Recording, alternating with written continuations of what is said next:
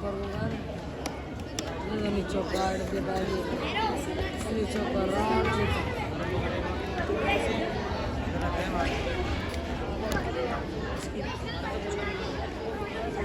اللہ الرحمن الرحیم نحمده ونصلي ونسلم على رسوله الكريم اما بعد فاعوذ بالله من الشیطان الرجیم بسم اللہ الرحمن الرحیم یا ایها الناس اتقوا ربکم الذی خلقکم من نفس واحدة وخلق منها زوجها وبث منهما رجالا كثيرا ونساء صدق الله المولانا العلي العظيم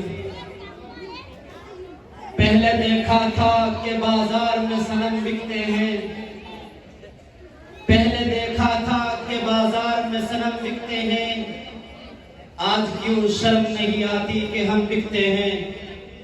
تیری عظمت کی قسم مرد کی قیمت ہے یہ کم، تیری عظمت کی قسم مرد کی قیمت ہے یہ کم، مرد بک سکتا نہیں، بکتے ہیں مٹی کے صنم۔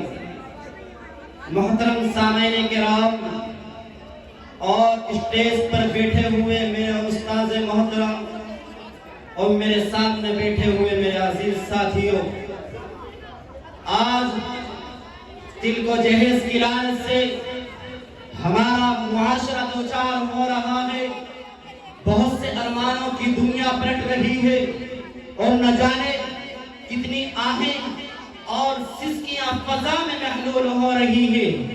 آج ہم اسلام کے دعویدار ہیں، خود ہی اسلام کے صاف اور شفاف اور پرکشش چہرے پر قابل لعنت داغ بن چکے ہیں۔ نکاح اور شادی کو اسلام کے آئینی قوانین میں سنت اور عبادت کی حیثیت حاصل ہے۔ حضور اکرم صلی اللہ علیہ وسلم نے اس فطری اور انسانی ضرورت کا کتنا صحیح اندازہ لگایا ہے۔ آپ نے فرمایا کہ دنیا کے اندر لوگ شادی بیاہ حسن و جمال، مال و متاع، حسب و نسب کی بنیاد پر کرتے ہیں۔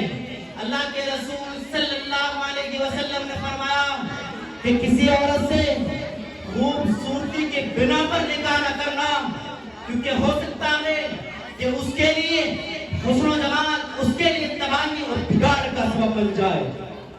مال و دولت کی وجہ سے بھی نکاح نہ کرنا، بلکہ دینداری کی بنا پر شادی کرنا۔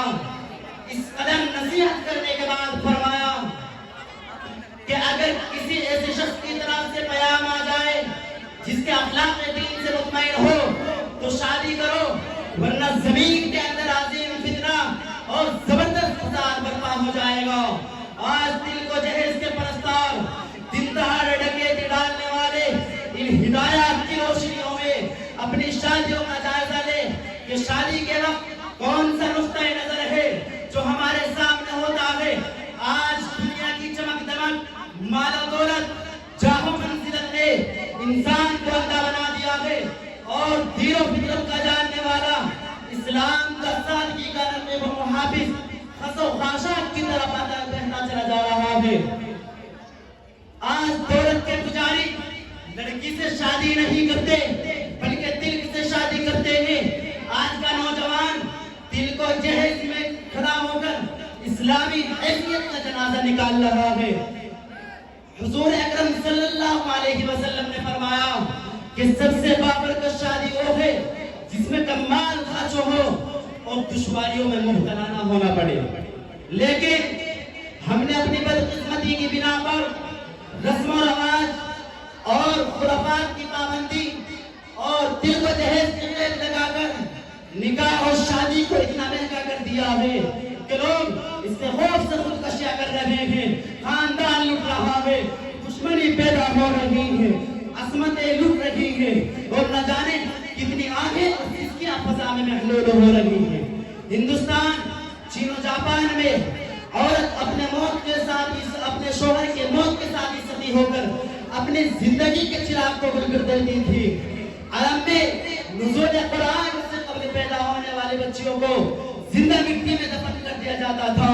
صاف صاف قرآن پاک کے اندر ارشاد ہے وَإِذَا الْمَوْءُودَةُ سُئِلَتْ بِأَيِّ ذَنبٍ قُتِلَتْ کہ جب زندہ تر کون لڑکی سے پوچھا جائے گا کہ کس قتول کی بنا پر قتل کی گئی تھی. بہرحال عالم معاشرے میں بھی عورتوں کو کوئی خاص مقام و مرتبہ نہیں تھا مگر اسلام نے عورتوں کو عزت بخشی, ان کے مقام و مرتبے کو بلند کیا, ان کے حقوق و فرائض کو متعین کیا, ان کو شوہروں کے ہاتھ میں اللہ کی امانت قرار دیا. میرے محترم بزرگوں دوستو, نہ جانے کتنی آندھی اور سسکیاں فضا میں محلول ہو رہی ہیں.